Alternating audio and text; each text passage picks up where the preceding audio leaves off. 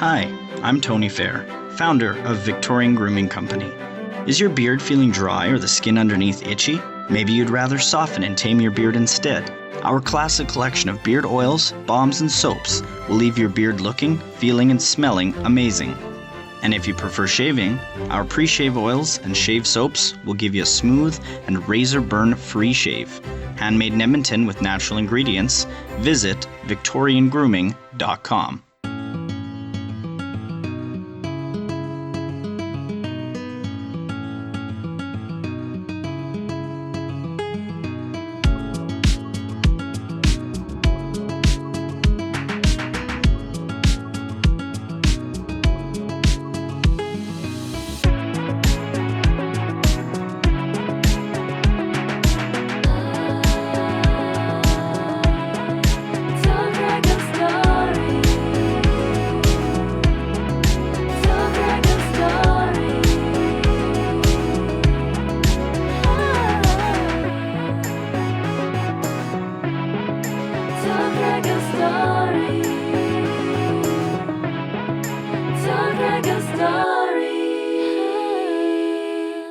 Hello everyone, Craig here. Welcome to another edition of the podcast, Tell Craig Your Story. Today we'll be doing something a little bit different. I went to Rucker Park in Shanghai to watch the MKW main event, which was Zombie Dragon vs. M.A. Now this was the MKW World Championship match. Now I was lucky enough to interview both Zombie Dragon and M.A. before the match, and also after the match. So it gives a really good insight to how they prepare for a World Championship belt match. I'd also like to thank Adrian Gomez, who is the CEO of MKW Wrestling in China. And you can listen to the podcast that I did with Adrian Gomez. It's episode 119. But before we go, please go to our website. We're at Podbean. Tell Craig Your Story at podbean.com. You can find us on all the major streaming services at Tell Craig Your Story. We have a YouTube channel. Make sure to subscribe to get all the latest updates. And please give us a like as well. We have VK for our Russian listeners and WeChat for our Chinese listeners. All right, here we go. This is my chat with wrestling athletes Zombie Dragon and M.A. on Tell Craig Your Story podcast.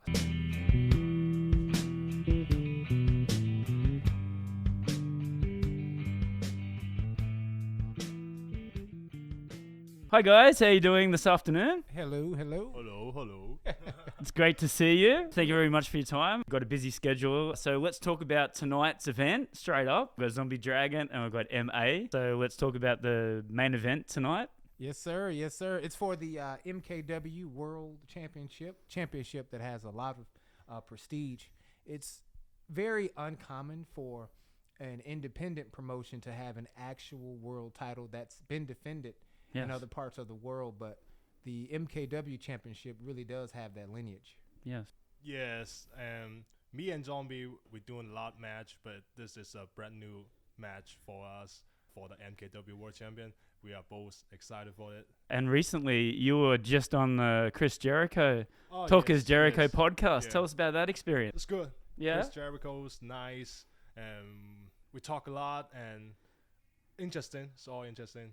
And it's interesting. It's coming out in the next couple of weeks? Yeah. Oh, that's good. Yeah. So we look out for that. So Zombie Dragon, why didn't you get an opportunity? Chris Jericho just doesn't like the Georgia boys or what? I was asleep. Nah, it wasn't nothing like that. Because I thought it would be better anyway to have the champion on. Right. You know what I mean? And he was the champion at the time, so it was cool to have M.A. on with Jericho. And I think, honestly, if I could choose to have myself versus someone else on, I'd rather some of the Chinese talent get their likeness out there, get their exposure out there, because I can easily, go back home and wrestle somewhere, but it's a little harder to get their name out with wrestling being so infantile here. You know what I mean? What was the big decision to come to China? It's not every day that you wake up, I'm going to go to China. How did it all come about with you coming to Harbin and working with MKW? I was the wrestler Uncle Money was someone that I had a hand in training back home, and he came to China first, and he found MKW because he wanted to continue to pursue pro wrestling. And MKW got into a point where they wanted to evolve. They wanted to have a school. They wanted to have a head trainer. So he put my name in the hat and told Adrian Gomez, hey, there's this guy, Zombie Dragon, who is an experienced pro wrestler. He would probably be willing to come out to China to help train some guys. And ironically, one day I was at my job. I was an engineer. I was just having like one of those really bad days, and in that moment, Adrian got me in a sign of weakness. Right. I was in that moment, emotionally weak. I was vulnerable. Yes. And he messaged me and everything, and we talked for a bit. And he seemed like a really cool guy, and I was like, you know what? Why not? Why not take that chance? Because I felt like if I didn't, I'd always be wondering why I didn't, wondering what could have happened. Was the deal to wrestle and be the the part of the dojo as well? Like yes, it the was, head trainer. Yeah, it was to wrestle for MKW. Actually, the original deal was to wrestle exclusively for MKW and be the head trainer, because there were a lot of other shows in China at the time. Yes. And eventually the character, it got really popular, and then we figured out a way that I would be with MKW as my home base, but also be allowed to wrestle for other shows in China, and of course other places in Asia and Europe and so on. Yes. M.A. for you, I do believe you're from Guangdong? Yes. Guangdong province. So how did you get involved in the wrestling business?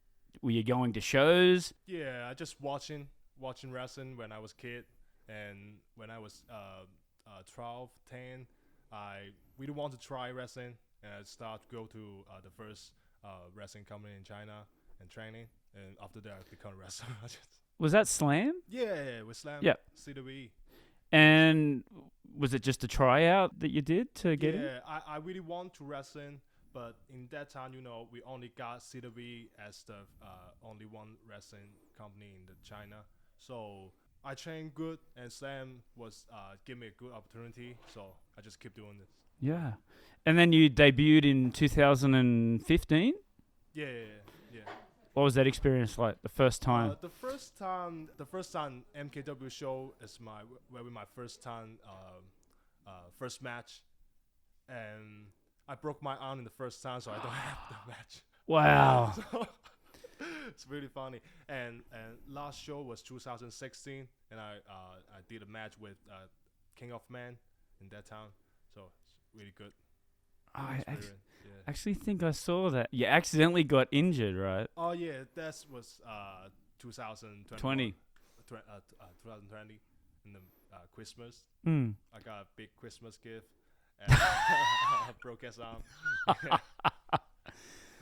Was it a slow process? Yeah, or? yeah.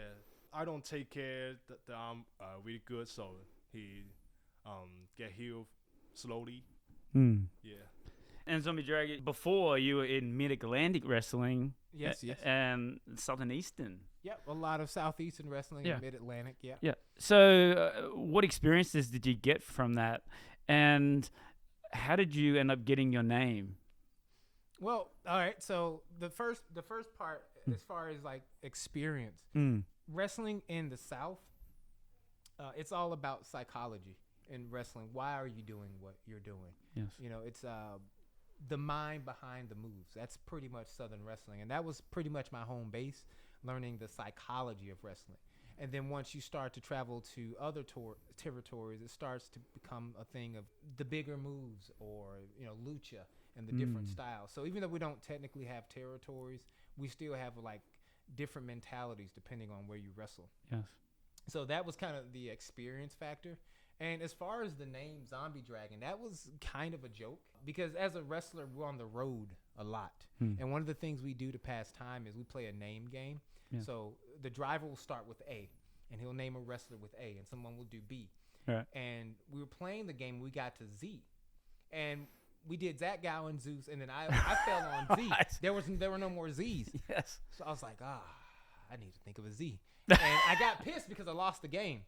And I told my friend, I said, I swear to God, I'm going to create a wrestler with the name Z, something with a Z, Yes. and we're gonna play this game again, and I'm gonna win.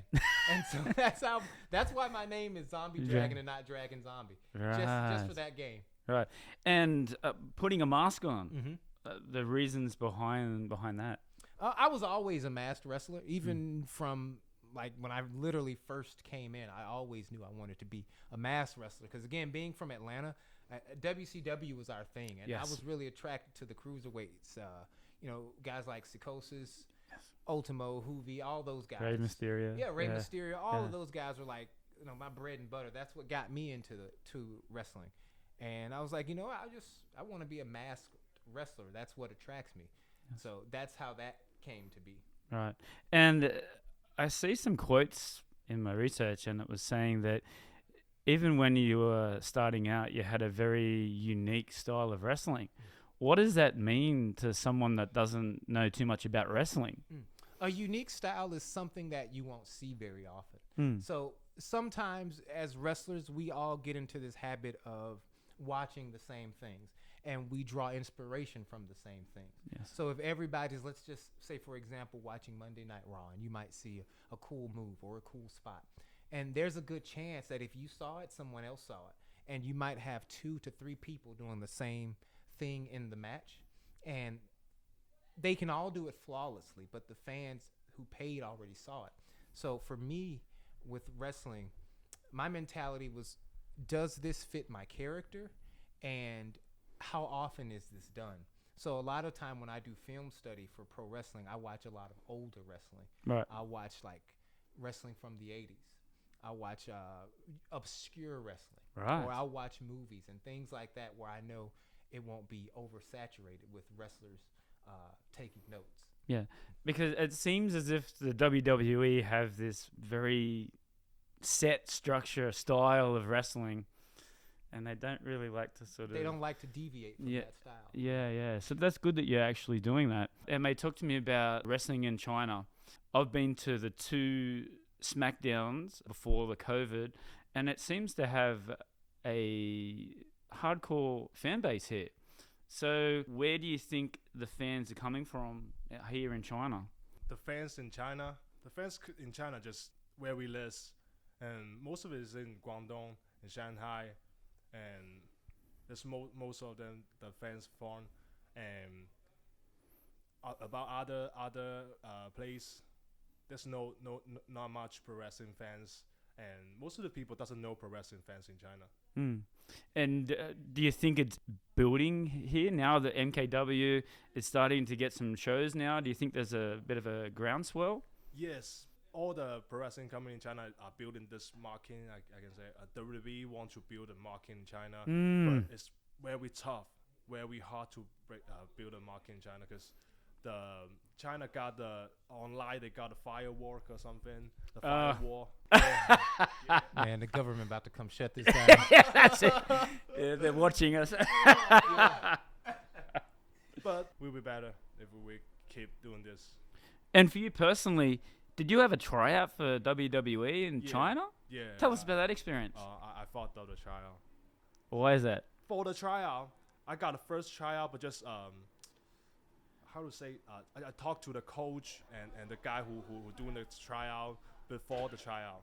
So he told me he really likes me, and he said, including WWE China, he said you must get into WWE. So he gave me the number 1 because number 1. Give me the numbers, number 1. Wow. They just want me to show up all the talents, all the guys. They don't know how to wrestle. They want me to teach them, they show them. And I work very hard in that time. And I do free workout in the days, and I gain weight. But in WWE tryout, I fucked up in the second row. Just a row. I fucked up. My leg got twist. The independent wrestling in Australia, they had the tryouts when the WWE come down there, and the wrestlers were saying they were only looking for a particular style of wrestler, and they wanted someone to just work on an arm, a part of the body. That's all. They didn't want the big guy. They didn't want the high flyers. They didn't want going through a table. They wanted someone to go in there and to be able to work a... Okay.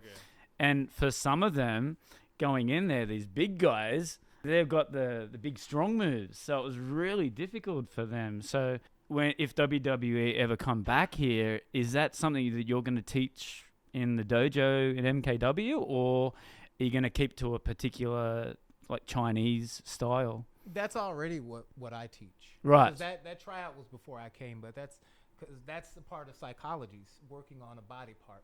So, Yes. for example, M.A. His finisher is a lariat. So, as a wrestler, I would work on his arm. Right. I would attack his arm, and the same thing can be applied with the leg, the neck area, the back.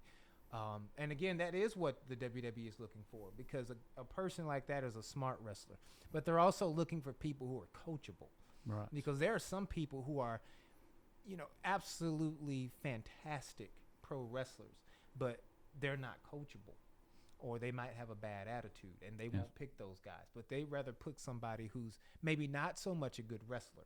Maybe they can work a body part, maybe they can't. But if that person is coachable, they can mold that person into what they want them to be. Yes. And so that's one of the things I try to teach: be coachable. It's okay if you can't do that one move that you really want to do.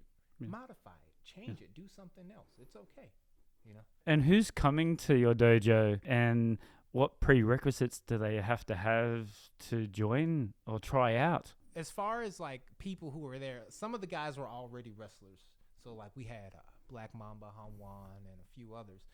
The other people, there are people who, for example, Poseidon is one of our younger students. He was going to university, and he chose to go to a university in the same city as the dojo just so he could train. So I don't have any true prerequisites, because it can, even though wrestling is inclusive for everyone, it's not for everyone. Yes. But I don't know that until I see you. That's I right. need to see what you're willing to put out. I have to see your passion. Do you want to really do this, or are you just trying to make money? Yes. Sometimes we get people who think it's an easy buck, and they don't want to put in the work, and then they figure out they can't do it. But I have to at least see them first and put them through the ringer. Yes. When you get the job, or when you get started, you get on the roster, can you be professional, just a professional wrestler, or do you still have to have some sort of background, or work a second job?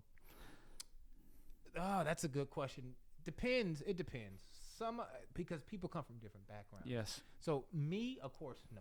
But for some of the other wrestlers, yes. Especially when COVID hit, it got really bad for a lot of the guys. So some of them did have second jobs. Some of them had a little bit of money saved up. And the dojo does provide a place for them to live once they pay their tuition. So they have a place to stay at least.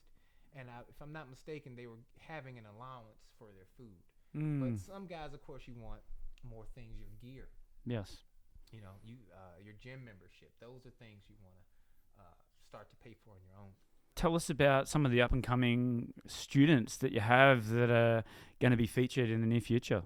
Oh, man. So I think some of the better guys would be like DC Chen. He's one we're trying to get back. He went right when COVID got like really bad. He went to, if I'm not mistaken, Portugal. But we want to get him back. He was a really hungry student. Black Mamba, I don't really consider him a student per se, because he was originally trained by the Slam. He's another person who I could see going really far. And in fact, I would almost consider him one of the veteran wrestlers of the Chinese. Right.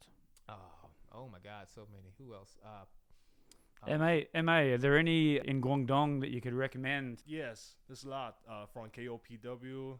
There's my old buddy, Jason Wang. There's Feng Jianlang, his Chinese name is. There's Peng Wei, and a lot good wrestlers in Guangdong. Right. I'm always interested to know, do you prefer to be a babyface or a heel, and why? Good question. Do I prefer to be a babyface or heel? Normally, I don't mind. Yeah. I wanted, actually, honestly, I wanted to be a heel with this character. I truly did. Yeah. That was the thought process going into it. But what happened was putting that character on a card, and you have... You're like a superhero. Yeah, it becomes like, it really, really stands out. Yeah. There are characters that stand out, but with the mask and all that stuff, it really, really stands out. And then, as you said, like with the style of wrestling is a bit different.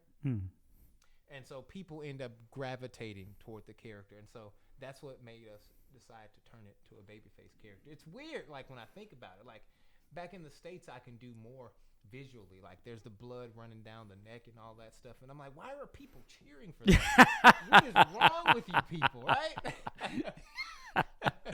And for you, M.A., which do you prefer, being a babyface or a heel? Heel. Why is that? I don't like face. Yeah. I look bad. So the heel is better for me. Yeah? Yeah. Is that something that you teach as a part of that, to be a heel, like Absolutely. to do promos and everything? Yeah. Absolutely, man. I even use like different people. I use actors. I use different. Yeah, right. 'cause, you know, actors. You might be in one movie where you're a good guy, and then the next movie you're a bad guy. I try to teach them facial expressions, body language, different things like that when you're switching over between babyface and heel. Right. And most of the guys can get it, and it's amazing. The wrestlers who come to us who do know wrestling, and then when you explain it to them, they're like, "Wow, I never thought about that. I never knew there was so much nuance in pro wrestling." There's been some wrestlers, especially in the WWE, that were fantastic wrestlers, but couldn't cut a promo. And then the business starts going, well, you're a great wrestler, but we can't put you on TV. You have a family in the United States.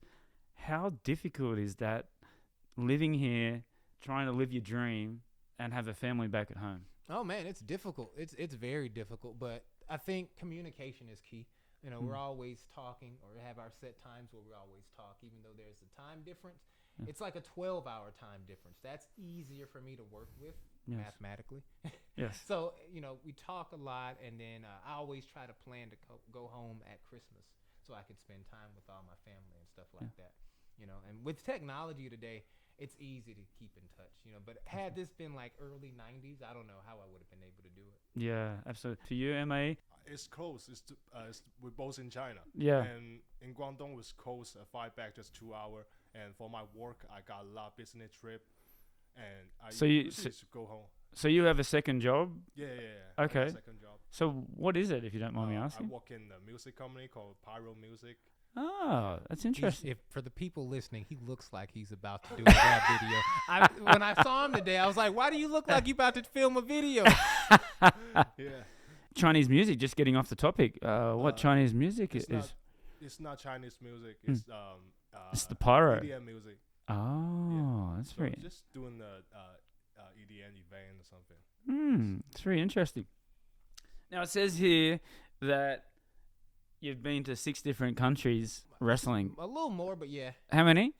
U.S., China, Thailand, Vietnam, Nepal, Austria, Japan, Thailand. I can't remember them all. Well, like I said before, a lot of my listeners are from Australia. So I don't see MKW or anything related to Australia. I would love to go there. Do you plan, or can you see anything in the future for an Australian tour? I can see. I want to get in touch with EPW in Australia. That's one of they look really good. I like their production setup. I like some of their guys. Like Damian Slater's a really good pro wrestler. I want to go down there for a tour. I'd love to go to the Down Under. Yeah, and like just looking at AEW and WWE, we sort of starting to get sprinkles of.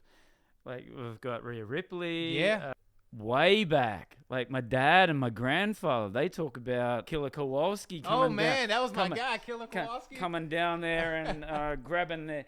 My grandfather used to grab my Tommy and... the claw. Killer Kowalski. Yeah, the claw. Oh, man. So, get down there. Yeah, I got to get down there. We've got some fans down there. And for you, M.A., have you ever been to Australia before? Or? No? Plans for the future for MKW? What's coming up after tonight's show? Let me see. After tonight's show, we are planning another show in Shenzhen. It's going to be, we call it the Bash at the Bay. That's one of our big events. That's like our, I guess you could say, our WrestleMania. Yes. So that's one of our next events that's coming up. We're making sure we can get all the wrestlers here because we want to have some outside talent to fly in. So once we got everybody secured, then we'll have a set date that we'll post online and promote to everyone. But that's going to be like a really kick-ass event. All right, we're back. Yeah. So we've finished, and The champion is still remaining champion. So what did you think of that performance? And what do you think of the crowd? It's good.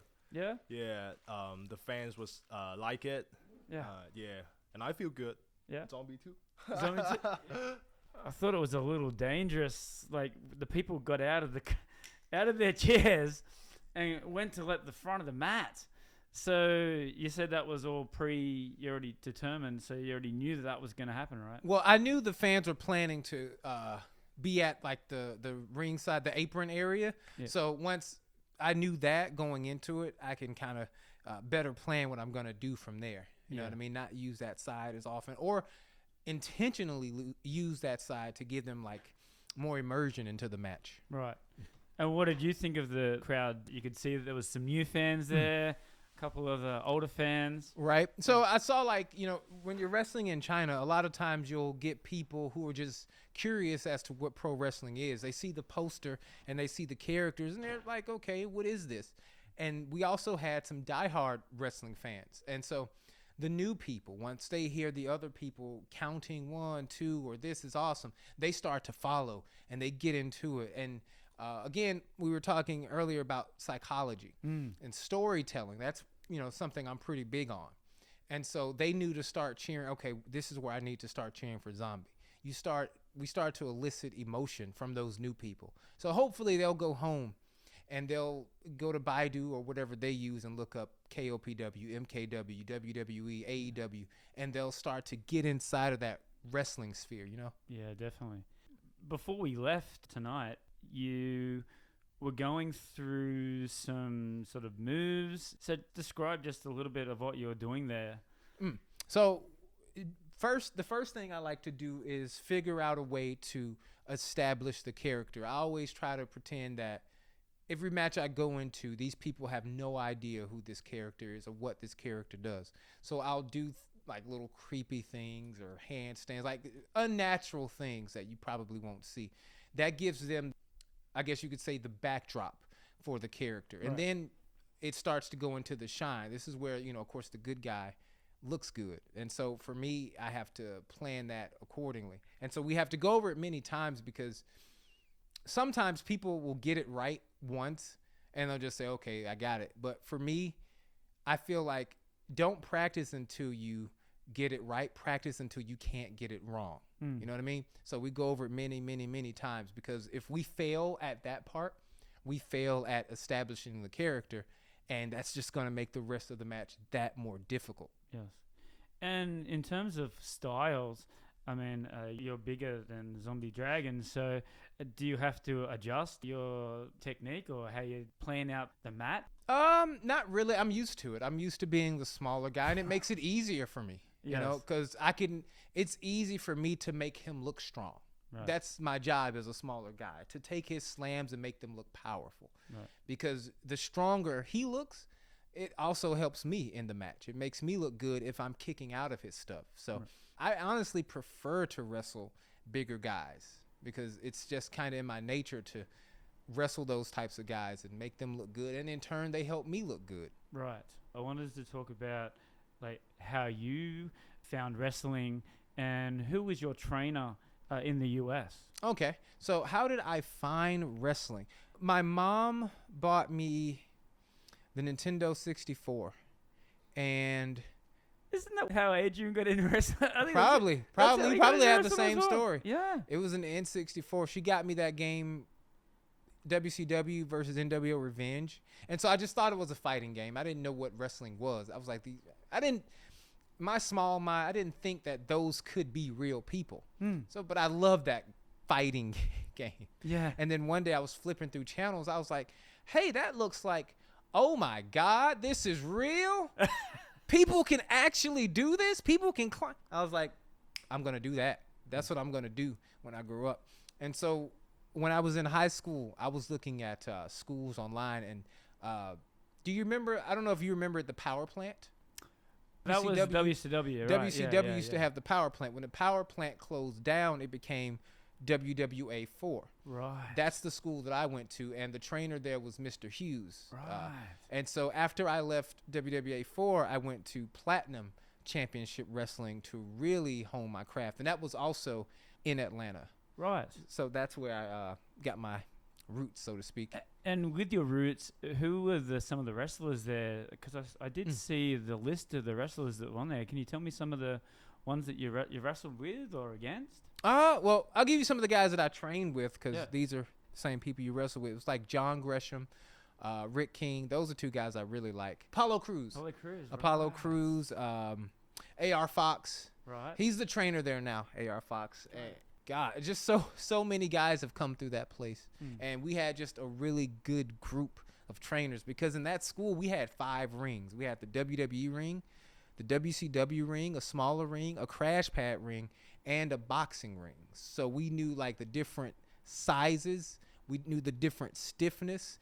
We had a ring specifically for high flyers. Like, it was really well done. Right. Like, we had all different styles tonight. Do you think that that'll also bring in more fans? Because I noticed with the boxing, the people were like just kind of like sitting down and like clapping. And then when you guys come out, it was like, whoa. Everybody just stood up and were really fired up and pumped up. So do you think that this is also helping MKWs go to that next level? Absolutely.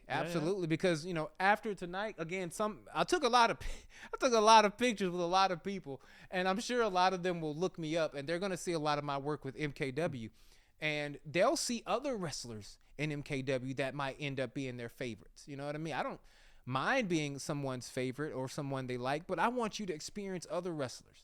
So they're going to look up MKW. They're going to see M.A. They're going to see Cold Ray, Plata. They're going to see all those guys and say, wow, they have a whole team. Right. So, yeah, it absolutely will help MKW. So what do you guys do now? Like you said that the next big main event is not until January. Yes. So that's still a couple of months away. So right. What do you guys do during this time? Well, for me, I'll let him answer next. But for me, let's see, I'm going to do Singapore in a few weeks. And then from Singapore, the next week, I'm going to do Taiwan. And then after that, I think I'm going to go I'm going to go to Vietnam. And then I'm going to go to the U.S. And then I'm going to come back to Vietnam. And then I'm going to do the show in China in January.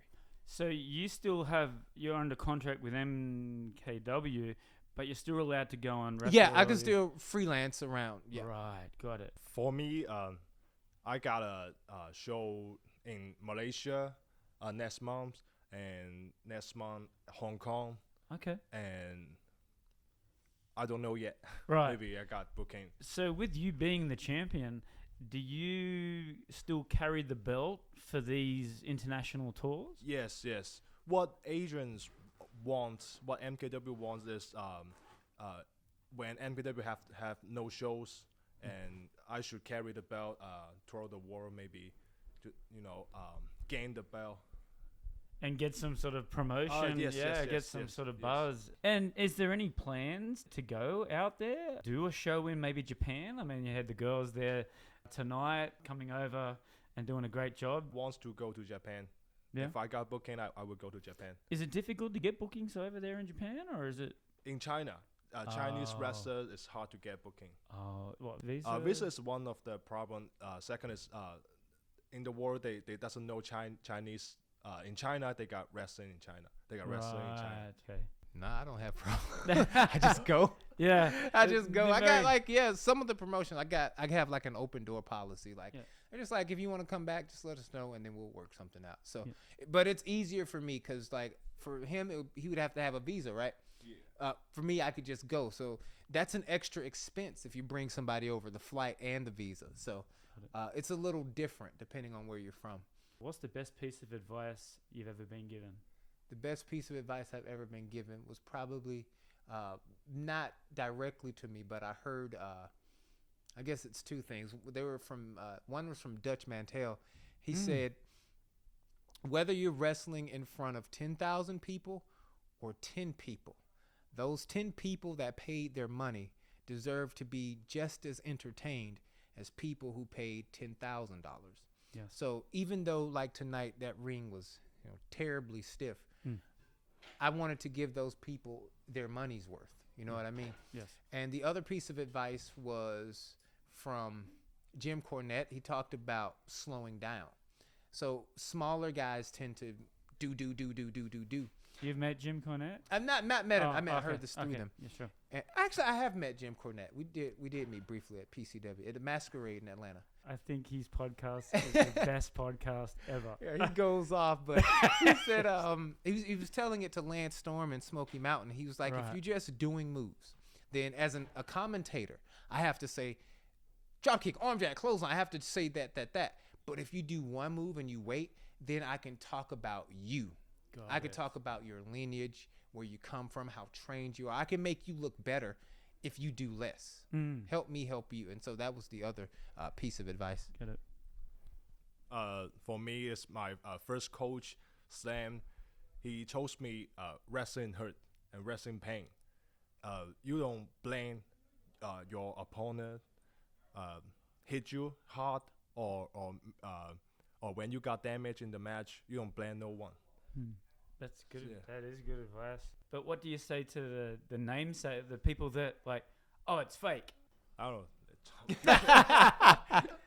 Well, it depends. Like, because some people say it in like kind of a cliche kind of way. Like they don't mean to insult you, and I'm not gonna insult them, you know. But what I do is respectfully, at least, I try to open their mind to like how movies are shot. And I explain to them what we're doing is basically like a live movie. The only difference is we don't get to say cut when we mess up. We have to just continuously go through. So in that aspect, it's predetermined, yes, but it really does hurt. I'm not gonna go chop a fan or something crazy like that, but I do explain it, explain it to them so they can have a better understanding. So I also think that the injuries are not fake, and there's sometimes that you can get seriously hurt. What would you say to someone that listening to this in Australia that wants to do what you do? I would say find a reputable school and be coachable. You don't have to look like Batista or Brock Lesnar. Wrestlers come in all different shapes and sizes, and you can make your body and your character work for you. Think about the movies we have, right? There needs to be someone to be Batman, yes, but we also need someone to look like the Joker. We need someone to look like the Riddler. We need a Catwoman. We need a Superman. We need all different types of people. So I would say if you're thinking about doing this and you're listening to this, you're probably in your head unsure about it. Most schools allow like a, an introductory training camp, maybe for free, maybe at a reduced cost. Check around, see if they have one, and just try at least try. Got it. If you want to do wrestling, just don't give up. Yes. And think about China. In this pro wrestling less kids country, we still can wrestle. We still can do wrestling. We still can have a pro wrestler. So if you want, Australia is a big wrestling country. So if you want to do wrestling, just don't give up. You will be a wrestler. Absolutely. Good wrestler. Yeah. You got to dream big, right? Yeah. Social media, guys. Where can we find you online for people that are listening? Instagram is M.A. at KTS1. Okay. All right. So you could normally find me posting memes on Facebook. You'll find me on Facebook as Alberto Curry. That is not my real name, but Facebook won't let me change it. So look up Alberto Curry on Facebook. That's where I normally am. Or you could message me on Twitter at TH3 Zombie Dragon. I did have Instagram, but because I'm in China, it's blocked, and I'm too lazy to unlock it. So those are the only two places I'm at. And for MKW, the social medias? For MKW, Middle Kingdom Wrestling. Middle Kingdom Wrestling, that's their Twitter handle. It's also their Facebook and their Instagram. They're also on YouTube as well. Who is your greatest inspiration / hero, and why? Kobashi Kenda. I really like Kobashi Kenda. I really like strong style. So right now, I'm doing the match. I'm doing strong style because Kobashi Kenda and Misawa. Right. And these two guys and the guy in that age really changed me and really makes me want to do a pro wrestling. Yes. Yeah. I know everybody's expecting me to say Muda or the jury or something like that, something cool. I'm not gonna give you nothing cool. Mom or dad? All right, my greatest wrestling hero, at least, is Psychosis. that mask was so cool, and that's where my mask takes inspiration from, with the horns. So that's because when I first saw him in that black and white with the horns, I was like, man, this guy looks like a cow. I love cows. I want to be like that guy. I want to be a cow when I grow up. Yes. So that's like my greatest inspiration. Guys, thank you so much for giving me the opportunity to come in today. Yeah. Thank you. Great match, great night. Right on. Hell Thank yeah. you so much. Thank you. Hi, I'm Nigel the Shanghai Psychic. I can tune into your loved ones in the spirit world, but I can also tune into you, tell you about your path and the choices that you need to make and need to know. I'm currently giving 30% discount on all Tell Craig Your Story listeners. Just use the code Tell Craig Your Story for 30% off your first psychic reading with me online at Nigel the Shanghai Psychic.